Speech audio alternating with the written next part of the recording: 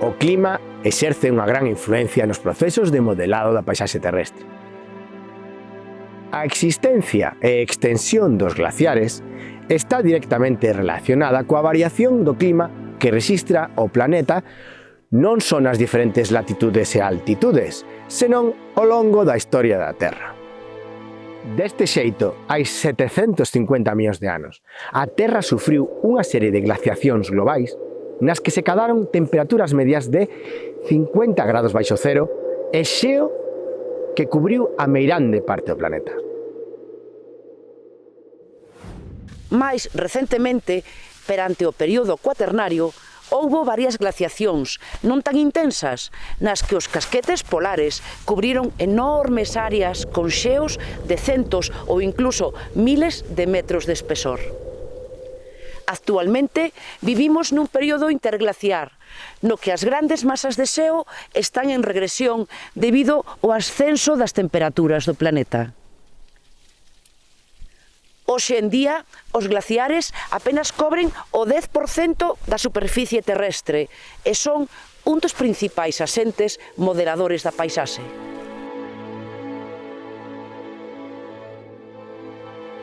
Pero antes de seguir, vexamos o que é un glaciar. Imos! Un glaciar é unha enorme masa de xeo que se forma ao longo de centos ou miles de anos sobre continentes ou illas, orixinada pola acumulación de neve que se compacta polo seu propio peso ata transformarse en xeo. Para que existan glaciares requírense dúas condicións: que as precipitacións en forma de neve sexan abondosas e que as temperaturas medias sexan o suficientemente baixas para que esta non se derreta durante a estación máis cálida.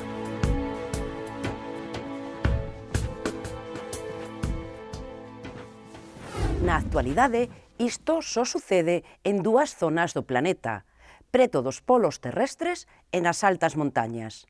En razón a isto, imos clasificar os glaciares en glaciares de val ou alpinos, que son os que se localizan nas zonas montañosas de altitude elevada e por enriba do límite das neves perpetuas, e os glaciares de casquete, situados nas latitudes altas, é dicir, no polo norte e no polo sur.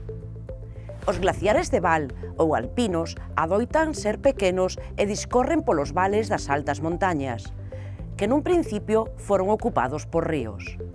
Existen miles en todo o mundo e, ao igual que os ríos, flúen val abaixo desde a súa cabeceira e poden ser anchos, estreitos, longos, curtos e incluso con afluentes. Este feito de que teñen que fluir é a condición indispensable para consideralo un glaciar e non un neveiro que permanecería estático.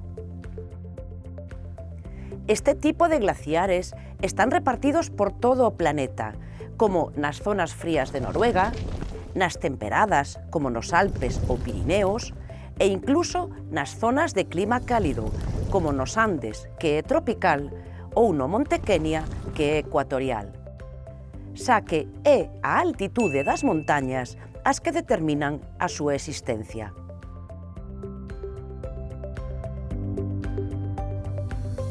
Os glaciares de montaña están rexistrando comportamentos ben distintos segundo os lugares nos que se atopan.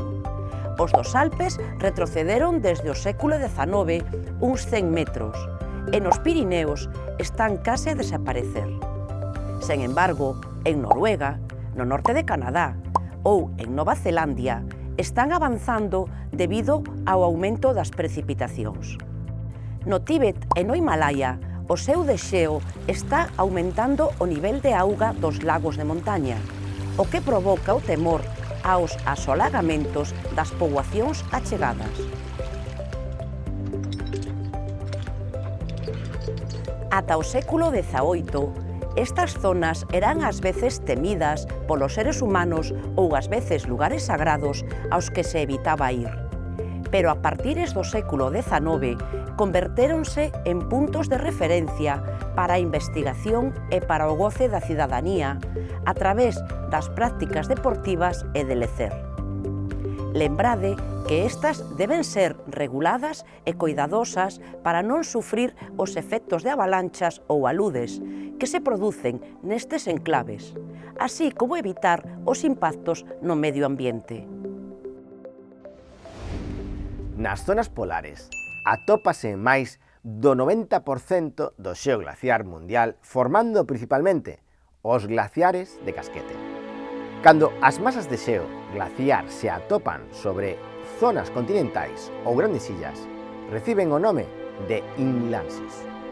Aínda que no pasado existiron moitos glaciares de casquete, tan só quedan dous na actualidade.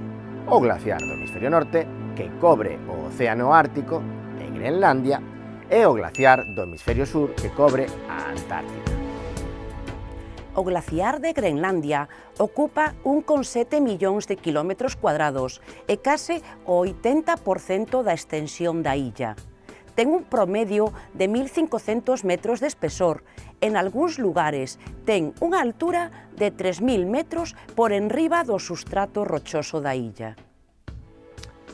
O enorme glaciar de casquete da Antártida acada un espesor medio de 4.300 metros e un área de case 14 millóns de kilómetros cadrados. Isto supón o 65% da reserva de auga doce do planeta. O xeo dos inlandsis pode fluir ata as baías da costa, formando plataformas glaciares. Son grandes masas planas de xeo flotante que se estenden mar adentro, pero continúan ligadas ao glaciar por un ou máis lados e poden presentar paredes verticais de ata 30 metros de altura. Nos últimos anos, as plataformas glaciares, por mor do quecemento global, estánse a separar e espallan polos océanos miles de icebergs. Estes icebergs son grandes fragmentos de auga doce que se desprazan arrastrados polas correntes. Polo xeral, os icebergs sobresaen do mar só unha oitava parte do seu volume total. O resto da masa de xeo que flota é a banquisa, que está composta de auga mariña conxelada sobre a que se acumulan as precipitacións en forma de neve e da que dependen seres vivos como as focas, os osos polares ou os pingüíns. Cando a fronte dunha plataforma se desconxela ou cando rompe formando un iceberg, engádese auga doce ao océano e ascende o nivel do mar. Por iso, hai preocupación ante o risco de que se desconxelen os glaciares dos polos, ameazando o asolagamento das zonas baixas do planeta. No ano 1959 asinouse o Tratado da Antártida co fin de preservar este continente só para fins científicos e pacíficos. Actualmente non están permitidas as actividades militares, as probas nucleares, as explotacións mineiras ou os vertidos de residuos radioactivos, entre outras, co fin de preservar a súa biodiversidade e os seus recursos naturais.